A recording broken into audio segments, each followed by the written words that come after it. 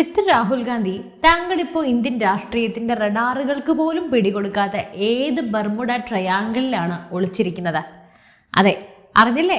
Indian രാഷ്ട്രീയത്തിലെ ആ അദൃശ്യ മനുഷ്യൻ വീണ്ടും അപ്രത്യക്ഷനായിരിക്കുന്നു. രാജ്യം മുഴുവൻ തിരയുകയാണ്. സ്വന്തം സഖ്യകക്ഷികൾ പോലും അറിയാതെ, സ്വന്തം അണികൾ പോലും അറിയാതെ നമ്മുടെ ബഹുമാനപ്പെട്ട ലോക്സഭാ പ്രതിപക്ഷ നേതാവ് എവിടെയാണ് ഒളിച്ചിരിക്കുന്നത്? വയനാട് എന്ന മലയോര മണ്ണ് മഹാദുരന്തത്തിന്റെ കണ്ണീരിലും ചളിയിലും മുങ്ങിത്താഴുമ്പോൾ അവിടുത്തെ മുൻ ജനപ്രതിനിധിയും ലക്ഷക്കണക്കിന് വോട്ട് വാങ്ങി ജയിപ്പിച്ച ജനങ്ങളുടെ പ്രിയ നേതാവുമായ രാഹുൽ ഗാന്ധി ഏത് വിദേശ രാജ്യത്തെ ആഡംബര റിസോർട്ടിലാണ് റിലാക്സ് ചെയ്യുന്നത്? BJPയുടെ IT സെൽ മേധാവിയായ അമിത് മാളവ്യ സോഷ്യൽ മീഡിയയിൽ എറിഞ്ഞ ആ ഒരൊറ്റ ചോദ്യം ഇപ്പോൾ ഇന്ത്യ മുഴുവൻ പുകയുകയാണ്. Where is Rahul Gandhi? തിരഞ്ഞെടുപ്പ് വരുമ്പോൾ മാത്രം വയനാട്ടിലേക്ക് വോട്ട് ചോദിച്ചോടിയെത്തുന്ന, എന്നാൽ ദുരന്തങ്ങൾ വരുമ്പോൾ വിദേശത്തേക്ക് വിമാനം കയറുന്ന ഈ പാർട്ടിയും രാഷ്ട്രീയക്കാരന്റെ യഥാർത്ഥ അജണ്ട എന്താണ്? ഈ കാണാതാകലിന് പിന്നിലെ നിഗൂഢത എന്താണ്? ഡൽഹിയിലെ രാഷ്ട്രീയ ഇടനാഴികൾ മുതൽ വയനാട്ടിലെ ദുരന്തഭൂമി വരെ കത്തിപ്പടരുന്ന ആ രാഷ്ട്രീയ വിവാദങ്ങളുടെ ആഴങ്ങളിലേക്ക് നമുക്കൊന്ന് ഇറങ്ങിച്ചെല്ലാം. വീഡിയോ ഒന്നുപോലും സ്കിപ്പ് ചെയ്യാതെ മുഴുവനായിട്ടും കാണുക.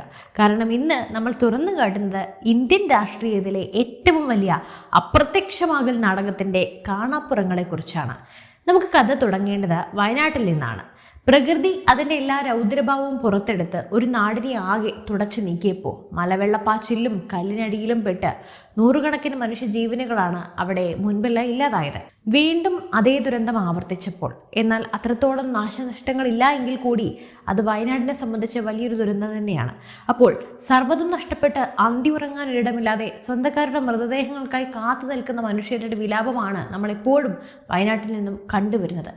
അപ്പോൾ ഈ വയനാടാണ് കഴിഞ്ഞ ലോക്സഭാ തെരഞ്ഞെടുപ്പിൽ രാഹുൽ ഗാന്ധിയെ ലക്ഷങ്ങളുടെ ഭൂരിപക്ഷത്തിൽ പാർലമെന്റിലേക്ക് ജയിപ്പിച്ചു വിട്ടത്. തോൽക്കുമെന്ന ഭയമുള്ളപ്പോൾ അഭയം തന്ന മണ്ണ്. അന്ന് വയനാട്ടിൽ വന്ന് രാഹുൽ ഗാന്ധി പറഞ്ഞത് ഓർമ്മയുണ്ടോ? വയനാട് എൻ്റെ കുടുംബമാണ്, എൻ്റെ സ്വന്തം വീടാണ്, ഇവിടുത്തെ ജനങ്ങൾ എൻ്റെ സഹോദരങ്ങളാണ്. എന്നാൽ ജയിച്ചു കഴിഞ്ഞപ്പോൾ രാഹുലിന് വയനാട് പെട്ടെന്ന് മടുത്തു.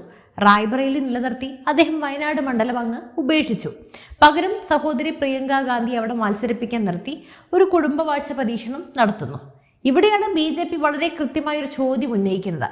വയനാട്ടിലെ ജനങ്ങൾ സർവ്വതും നഷ്ടപ്പെട്ട് ദുരിതാശ്വാസ ക്യാമ്പുകളിലൊക്കെ കഴിഞ്ഞ സമയത്ത് അവിടെ ഒന്ന് തിരിഞ്ഞു നോക്കാൻ പോയിട്ട് അവരെ ഒന്ന് നേരിട്ട് വന്ന് ആശ്വസിപ്പിക്കാൻ പോലും അദ്ദേഹത്തിന് സാധിച്ചിട്ടില്ല. ഇപ്പോഴും വീണ്ടും ദുരന്തം ആവർത്തിക്കുമ്പോഴും അദ്ദേഹം വയനാടിനെ കുറിച്ചൊന്ന് ചിന്തിക്കുന്നത് പോലുമില്ല. നമുക്കിവിടെയും അത് കാണാനില്ല. പ്രിയങ്ക ഗാന്ധിക്കും സമയമില്ല. സ്വന്തം കുടുംബത്തിൽ ഒരു ദുരന്തം ഉണ്ടാകുമ്പോൾ വിദേശത്തേക്ക് ടൂറ് പോകുന്ന ആളാണോ രാഹുൽ ഗാന്ധി? വോട്ട് ചോദിക്കാൻ മാത്രം വരാൻ വയനാട് എന്താ ഏതെങ്കിലും ലക്ഷറി ടൂറിസ്റ്റ് ഡെസ്റ്റിനേഷൻ ആണോ മിസ്റ്റർ രാഹുൽ ഗാന്ധി? BJPയുടെ IT സെൽ മേധാവി അമിത് മാളവ്യ സോഷ്യൽ മീഡിയയിൽ ഒരു വലിയ ബോംബാണ് സത്യം പറഞ്ഞാൽ പൊട്ടിച്ചിരിക്കുന്നത്. സാധാരണയായി രാഹുൽ ഗാന്ധി വിദേശത്ത് പോകുമ്പോൾ കോൺഗ്രസിന്റെ സ്ഥിരം പല്ലവി എന്താണ്? അദ്ദേഹം തികച്ചും വ്യക്തിപരമായ സന്ദർശനത്തിലാണ്. അത് അദ്ദേഹത്തിന്റെ സ്വകാര്യതയാണ്. എന്നാൽ ഇത്തവണ BJP അത് അത്ര എളുപ്പത്തിൽ വിട്ടുകൊടുക്കാൻ ഭാവമില്ല. മാളവ്യ ട്വിറ്ററിലൂടെ ഉന്നയിച്ച 4 ചോദ്യങ്ങൾ കോൺഗ്രസ് ക്യാമ്പിനെ സത്യം പറഞ്ഞാൽ മുട്ടുകുത്തിക്കുന്നതാണ്. ചോദ്യം 1, രാഹുൽ ഗാന്ധി നിലവിൽ ഏത് രാജ്യത്താണ് അവധിക്കാലം ആഘോഷിക്കുന്നത്? ചോദ്യം 2, അദ്ദേഹം ആരുടെ കൂടെയാണ് അവിടെ സമയം ചിലവഴിക്കുന്നത്? ചോദ്യം 3, ഇത്രയധികം തവണ അതും അതീവ രഹസ്യമായി ആരെ കാണാനാണ് അദ്ദേഹം വിദേശ യാത്രകൾ നടത്തുന്നത്? ചോദ്യം 4, ഏകദേശം 20 ദിവസത്തോളമായി രാജ്യം വിട്ടു നിൽക്കുന്ന അദ്ദേഹത്തിന് കൃത്യമായ ലൊക്കേഷൻ എന്തുകൊണ്ട് പുറത്തു വിടുന്നില്ല? ഒരു രാജ്യത്തിന്റെ ഔദ്യോഗിക പ്രതിപക്ഷ നേതാവ്, ക്യാബിനറ്റ് റാങ്കുള്ള വ്യക്തി, ജനങ്ങളോട് 100% ഉത്തരവാദിത്തമുള്ള ഒരാൾ, പാർലമെന്റിനോടും ഭരണഘടനയോടും മറുപടി പറയേണ്ട ഒരാൾ എങ്ങനെ യാതൊരു വിവരവും ഇല്ലാതെ അപ്രത്യക്ഷനാകുന്നത് നമുക്ക് ലോകത്തെ ഏതെങ്കിലും ജനാധിപത്യ രാജ്യത്ത് കേട്ടിട്ടുണ്ടോ? സാധാരണയായി രാജ്യത്ത് ചെറിയൊരു പ്രശ്നം ഉണ്ടായപ്പോലും അല്ലെങ്കിൽ ആരെങ്കിലും എന്തെങ്കിലും പറഞ്ഞപ്പോലും ഉടൻ തന്നെ X പ്ലാറ്റ്ഫോമിൽ വന്ന് ലൈവായി സർക്കാരിനെതിരെ വിരൽ ചൂണ്ടുന്ന രാഹുൽ അനുകൂലികളും അതേപോലെ തന്നെ കോൺഗ്രസ് സൈബർ വിങ്ങും ഇപ്പൊ എവിടെ പോയി ഒളിച്ചു? അവരുടെ ഈ ഘനഗംഭീരമായ മൗനം കാണുമ്പോൾ പണ്ടാരോ പറഞ്ഞതാണ് ഓർമ്മ വരുന്നത്. മൗനം വിദ്വാനുഭൂഷണം. പക്ഷെ ഒരു ജനപ്രതിനിധിക്ക് അത് സ്വന്തം ജനങ്ങളോടുള്ള ചതിയാണ്. നമുക്കൊന്ന് പഴയ കാര്യങ്ങളിലേക്ക് കൂടി കണ്ണോടിക്കാം. രാഹുൽ ഗാന്ധിയുടെ ഈ വിദേശ പ്രേമം ഇന്നോ ഇന്നലെയോ തുടങ്ങിയതല്ല. ഇത് വർഷങ്ങളായിട്ടുള്ള ഒരു സ്ഥിരം പാറ്റേൺ ആണ്. ഇന്ത്യയിൽ എന്തെങ്കിലും നിർണായക രാഷ്ട്രീയ സംഭവവികാസങ്ങൾ നടക്കുമ്പോഴോ, അല്ലെങ്കിൽ കോൺഗ്രസ് പാർട്ടി വലിയ ആഭ്യന്തര പ്രതിസന്ധികൾ നേരിടുമ്പോഴോ, അതും അല്ലെങ്കിൽ പ്രധാനപ്പെട്ട തെരഞ്ഞെടുപ്പുകൾ പടിവാതിക്കൽ നിൽക്കുമ്പോഴോ രാഹുൽ ഗാന്ധി പെട്ടെന്ന് ബാങ്കോക്കിലേക്കോ ഇറ്റലിയിലേക്കോ ലണ്ടനിലേക്കോ അമേരിക്കയിലേക്കോ എവിടേക്കെങ്കിലും പറക്കും. അദ്ദേഹത്തിൻ്റെ പൗരത്വം പോലും നിലവിൽ കൺഫ്യൂഷനാണ്. കഴിഞ്ഞ 5 വർഷത്തെ പാർലമെന്റ് കണക്കെടുത്താൽ ഓരോ പ്രധാനപ്പെട്ട സമ്മേളനങ്ങൾക്ക് തൊട്ടു മുമ്പോ അല്ലെങ്കിൽ തൊട്ടു പിന്നാലെയോ രാഹുൽ നടത്തിയ വിദേശ യാത്രകളുടെ എണ്ണം ഞെട്ടിക്കുന്നതാണ്. ഒരു സാധാരണ ജനപ്രതിനിധിക്ക് പോലും കിട്ടാത്ത എന്ത് പ്രത്യേക സ്വാതന്ത്ര്യവും ആഡംബരവുമാണ് രാഹുൽ ഗാന്ധി ഇവിടെ അനുഭവിക്കുന്നത് എന്ന് BJP ചോദിക്കുമ്പോൾ അതിനെ പ്രതിരോധിക്കാൻ കോൺഗ്രസ് വിയർക്കുകയാണ്. കാരണം അദ്ദേഹം എവിടെ പോകുന്നു, എന്തിനു പോകുന്നു എന്നതിന് AICC ആസ്ഥാനത്ത് പോലുള്ള നേതാക്കൾക്ക് കൃത്യമായ വിവരമില്ല. ജനങ്ങളുടെ പ്രശ്നങ്ങൾ നേരിട്ടറിയാൻ ഭാരത് ജോഡോ യാത്ര നടത്തി കിലോമീറ്ററുകൾ നടന്ന് താടിയും നീട്ടി കയ്യടി വാങ്ങിയ അതേ നേതാവ് തന്നെയാണ് രാജ്യം ഒരു വലിയ പാർലമെന്റ് സമ്മേളനത്തിന്റെ ചൂടിലേക്ക് കടക്കുമ്പോഴും സ്വന്തം പഴയ മണ്ഡലം ദുരന്തമുഖമായി നിൽക്കുമ്പോഴും വിദേശത്ത് പോയി റിലാക്സ് ചെയ്യുന്നത്. ഇതിനെയാണോ നമ്മൾ യഥാർത്ഥ ജനനായകൻ എന്ന് വിളിക്കേണ്ടത്? അതോ ഇതിനെ ഒരുതരം ടൂറിസ്റ്റ് രാഷ്ട്രീയം എന്ന് വിളിക്കണോ? സോഷ്യൽ മീഡിയയിൽ വന്ന് ഇടയ്ക്കിടയ്ക്ക് വിഡ്ഢിത്തങ്ങൾ വിളിച്ചു പറഞ്ഞ് ഭാവി പ്രധാനമന്ത്രിയായി ഇങ്ങനെ ഇരുന്നുകൊണ്ട് വൈറലാകുന്നതാണോ ഒരു ദേശീയ നേതാവിൻ്റെ യോഗ്യത? ഇനി വരാനിരിക്കുന്ന ദിവസങ്ങളിൽ ഈ വിഷയം വെറുതെ അമിത് മാളവ്യയുടെ ഒരു ട്വീറ്റിൽ ഒതുങ്ങി നിൽക്കാൻ പോകുന്നില്ല.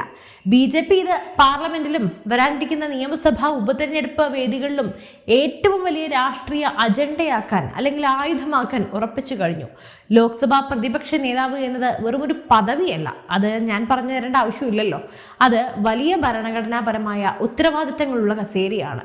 സഭയിൽ സർക്കാരിന്റെ വീഴ്ചകളെ കൃത്യമായ ഡാറ്റകൾ വെച്ച് ചോദ്യം ചെയ്യേണ്ട, ജനങ്ങളുടെ ശബ്ദമാകേണ്ട പ്രതിപക്ഷത്തിന്റെ ക്യാപ്റ്റൻ തന്നെ അവിടെ സ്ഥലത്തില്ലെങ്കിൽ പിന്നെ എന്ത് കളി? ക്യാപ്റ്റൻ ഇല്ലാതെ എങ്ങനെയാണ് പ്രതിപക്ഷം മുന്നോട്ട് പോവുക? വയനാട്ടിൽ വരാനിരിക്കുന്ന ഉപതെരഞ്ഞെടുപ്പിൽ പ്രിയങ്ക ഗാന്ധി ഇറക്കി വൈകാരിക തരംഗമുണ്ടാക്കി മണ്ഡലം നിലനിർത്താമെന്നാണ് കോൺഗ്രസ് ഹൈക്കമാൻഡ് കണക്ക് കൂട്ടുന്നത്. എന്നാൽ BJP ഈ അസാന്നിധ്യം വോട്ടർമാർക്ക് മുന്നിൽ കൃത്യമായി ഫ്രെയിം ചെയ്യും. വോട്ട് ചോദിക്കുമ്പോൾ മാത്രം ഞങ്ങൾ വയനാട്ടുകാർ, ദുരന്തം വരുമ്പോൾ നിങ്ങൾ വിദേശത്തുകാർ. ഈ മുദ്രാവാക്യം വോട്ടർമാരുടെ ഉള്ളിലേക്ക് എത്തിക്കാൻ BJPക്ക് ഒരൊറ്റ സംഭവം മാത്രം മതി. ജനങ്ങൾ കടുത്ത പ്രതിസന്ധി നേരിടുമ്പോൾ നേതാവ് ഒപ്പം ഉണ്ടാകണം. അതാണ് ഒരു നേതാവിൻ്റെ ക്വാളിറ്റി. ദുരന്തഭൂമിയിൽ കാലൂന്നി നിൽക്കണം. അതാണ് യഥാർത്ഥ ലീഡർഷിപ്പ്. അല്ലാതെ എയർ കണ്ടീഷൻ്റെ മുറിയിലിരുന്ന അനുശോചന സന്ദേശം ടൈപ്പ് ചെയ്ത് വിടുന്നതല്ല ജനസേവനം. അത് നിങ്ങളൊന്ന് അറിഞ്ഞു വെക്കുന്നത് നല്ലതാണ്. ചോദ്യങ്ങൾ ഒരുപാടാണ്, പക്ഷെ ഉത്തരങ്ങൾ മാത്രം തൽക്കാലം ലഭ്യമല്ല. രാഹുൽ ഗാന്ധി എപ്പോഴാണ് ഇന്ത്യയിലേക്ക് തിരികെ വരിക? അദ്ദേഹം വയനാട്ടിലെ ജനങ്ങളെ കാണാൻ പോകുമോ? അതോ വയനാടിന് ഓർമ്മയുണ്ടോ ആവോ? അടുത്ത തിരഞ്ഞെടുപ്പ് വിജ്ഞാപനം വരുന്നത് വരെ ഈ അദൃശ്യരൂപം ഇങ്ങനെ തന്നെ തുടരുമോ? ഒരു ജനപ്രതിനിധിക്ക് സ്വന്തം ജനങ്ങളോടുള്ള യഥാർത്ഥ ബാധ്യത എന്താണ്? ദുരന്തമുഖത്ത് വന്ന് ഫോട്ടോഷൂട്ട് നടത്തുന്നതല്ല, മറിച്ച് അവരുടെ കണ്ണീരൊപ്പാൻ, അവർക്ക് താങ്ങാകാൻ, അവരെ ചേർത്ത് പിടിക്കുക എന്നതാണ്. അതിൽ രാഹുൽ ഗാന്ധി പൂർണ്ണമായും പരാജിതരാണ്. അതിന് ഈ ഒരു സംഭവം ഒന്നും ഞാൻ എടുത്തു പറയേണ്ട കാര്യമില്ല. എന്തായാലും നിങ്ങളുടെ അഭിപ്രായം എന്താണ്? തീർച്ചയായും നിങ്ങളുടെ അഭിപ്രായങ്ങൾ താഴെ കമന്റ് ചെയ്യൂ. മറ്റൊരു വിഷയമായി വീണ്ടും എത്തും വരെ നന്ദി.